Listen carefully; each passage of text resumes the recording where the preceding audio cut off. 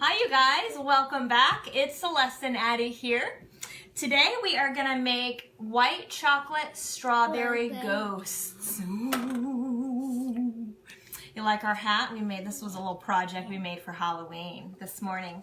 So first, when we talk about our mise en place for our strawberries, the first thing you want to do is make sure that you wash and dry completely the strawberries. So if I have time and I'm thinking about it, I'll do this the night before. I'll wash the strawberries and then I'll put them into the fridge on a plate or a sheet pan to let them dry.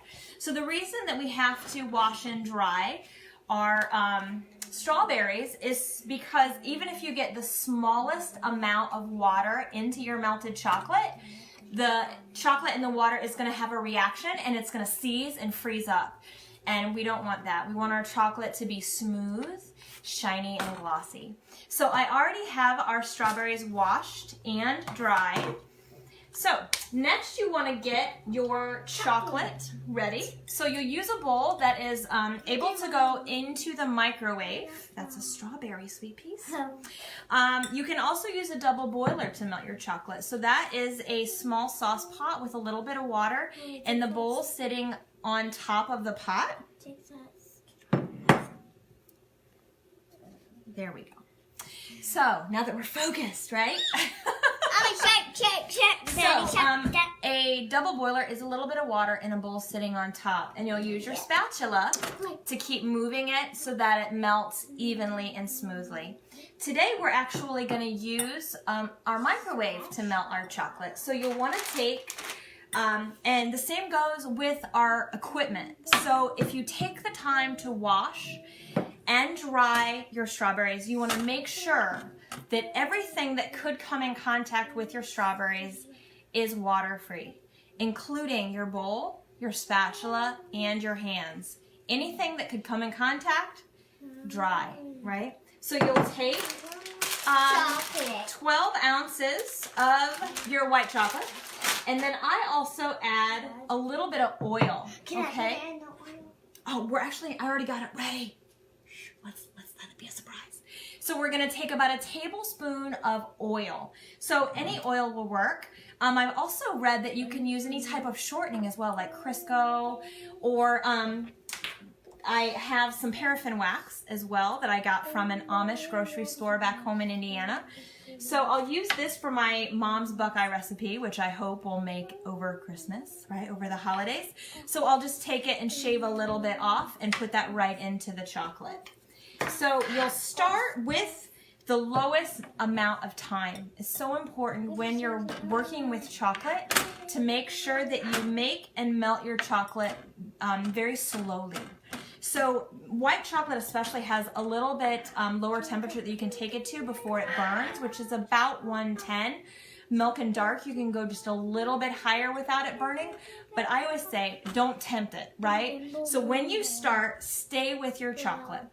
We're going to put the chocolate in, put your tablespoon of oil in the bowl, go into the microwave. The first time's about 30 seconds, just starting to warm up the bowl, warm up the chocolate. We'll take it out, and just like Addy said, we'll give it a good stir, right? So you'll take it out. After you stir it, you'll put it back in. From here on out, it's about 20-second intervals. And you're like, my gosh, I'm going to be there forever. Trust me, you don't want to burn your chocolate. As soon as it burns, it's gone. The taste, the smell, the texture, you don't want to work with any burnt chocolate. So take it slow. So we have, from there, about 20-second intervals. Pull it out, move it around, get it nice and smooth. Now, when it's almost smooth completely, take it out and use the remaining heat from the chocolate to help melt the rest, okay? So we are live, and I have chocolate ready. Let me go grab it. Give Daddy that hat, sweet pea. So I have got our chocolate already melted, and I also want to say, you love to smell, I know it, right? So I also want to say, if you are using the fridge to dry your strawberries, pull them out and let them come to room temperature. This is also a great little tip, because if you try to dip a really cold strawberry into your chocolate, it's going to change the temperature of the chocolate, and it's also going to harden very quickly, and you won't have time to decorate our little ghost. So I've got our little ideal bowl, and Addy is going to also help me. These are really tiny little mini chocolate chips that she is going to use for the eyes and nose of our ghosts. You ready? All right. So I've got it nice and smooth and shiny. Look how beautiful that is. So Addy's going to dip right in and then put it right onto our Wonder Mat. Nice. Don't let too much come off. That's right. Yeah, so she's putting a little bit of extra at the bottom. Here, watch Mama. Ready? Give me some space, baby girl. Ready? Yep, get your eyes and nose on there. Now, normally I let the strawberries dip a little bit before we go to the Wonder Mat, but for these, we want a tail. Ready? Here we go. So I'm going to take it right in there, put it on, make a little squiggly tail, and then drop it right on the mat. Addy's going to put our eyes and our nose on. You want to do... Oh, good idea. So let's say your chocolate, you get distracted, right? You get a phone call, you forget to do something. Here we didn't put our eyes on, right? And that's okay. So if you don't get it to in time, take your chocolate with your eye, dip it right in, and then use it as some glue, right? So always remember, you've got time. Take things slow. Uh-oh. Yeah, go right on in there. Perfect.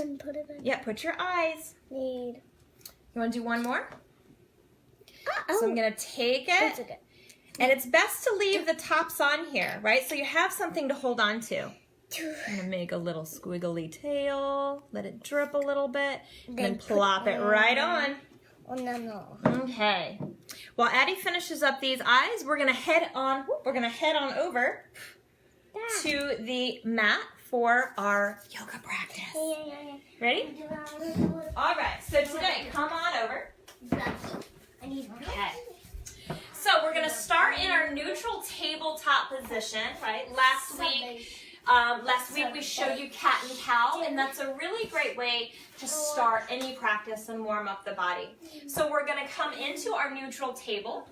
And by that, I mean we want to stack our shoulders over our wrists and our hips directly over our knees. Spread the fingers wide. We're going to inhale coming into cow. And exhale for cat. That's a good assist, Munch. Inhale. And exhale. Now from here, we're going to bring our right forearm down to the mat. Come onto the TP fingers of the left hand. Lift the left elbow up, and then gaze underneath the left shoulder. Keep the navel hugging in here.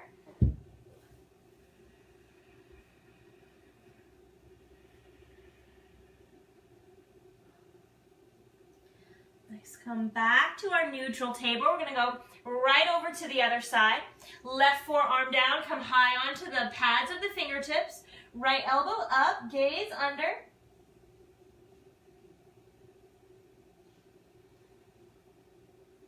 Nose to nose, breathing only.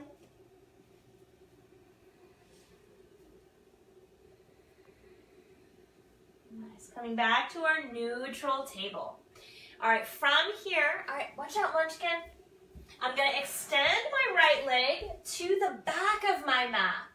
So I want to focus and bring your attention into the hips here. We want to try to square the hips. So a really great prop to use is to place a block or a book onto your low back. So I'm going to keep both hands down here. I think there's one more over here, sweetheart. So we're going to lift that right leg into the air, right? So I'm hugging the right hip down. Now, if my right hip is lifting up too high, it's going to fall and slide off. Maybe not. But it's a good visual for you to see. So I'm going to hug that right hip down. My hands are right underneath my shoulders, right? So I'm lifting the inner thigh of the right leg in toward the left inner thigh and then up to the sky, flexing the right toes down, almost like I'm putting a little footprint at the back of the wall behind me. Okay, nice job, Munch. All right, let's go to the other side. We're gonna take our left foot to the back, push the heel away. It's a beautiful little hamstring opener here. And then when you're ready, ignite the inner thigh, hug the left hip down, right? So we're squaring those hips. Hug the navel in. Keep that leg straight if you can. Flex the foot. Take one more breath. Nice, and release. All right, I'm gonna set this block to the side. Here. I'm gonna extend my right leg back. We're gonna add on, okay? I'm gonna take my leg up and over to the right. Can you, I'll let Daddy see what we're doing here? Perfect, thank you, sweetheart. From here, I'm gonna spin the sole of my right foot down. Oh, thank you, I need that. You are such a great little helper. I'm gonna bring my forearms down onto the block or to the floor. This is called grounded gate pose.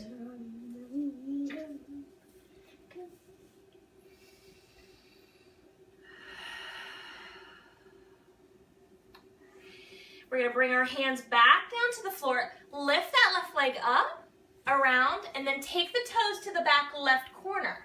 I'm going to tuck the toes under, push the heel to the back corner, and then bring my chin to my left shoulder. So I'm making this beautiful C shape with the body. Breathing into both sides.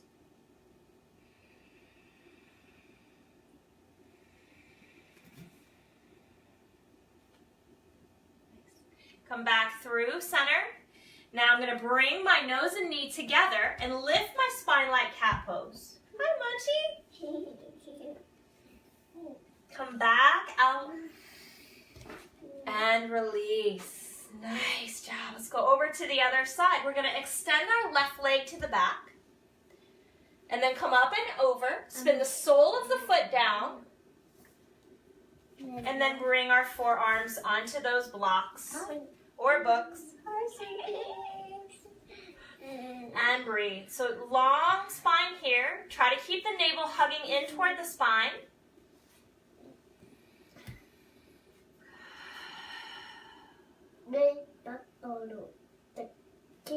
All right, bring those hands back down to the floor. I'm going to move these blocks out of the way. Lift the leg up.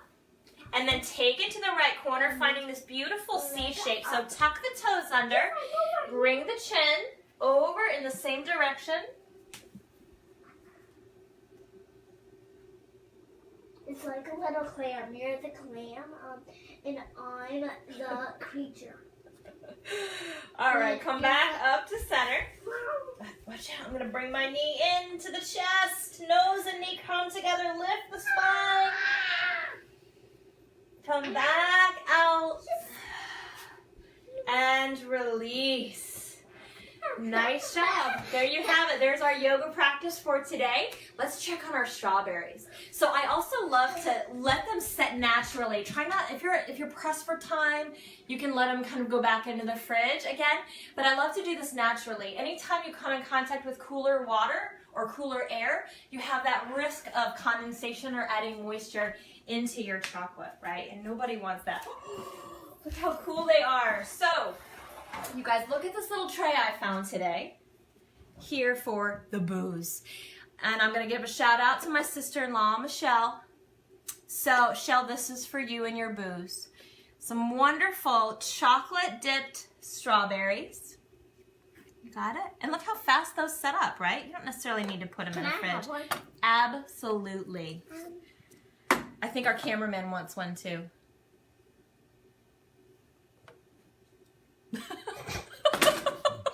Sorry, Daddy, you're on your own. All for one when it comes to chocolate dipped strawberries. How are they? Good. Good. All right, you guys. Thank you so much for joining us today. I hope you guys enjoy these recipes as much as we are enjoying them as well. So remember, you can always find your practice anywhere. Thanks so much for watching. See you guys next week.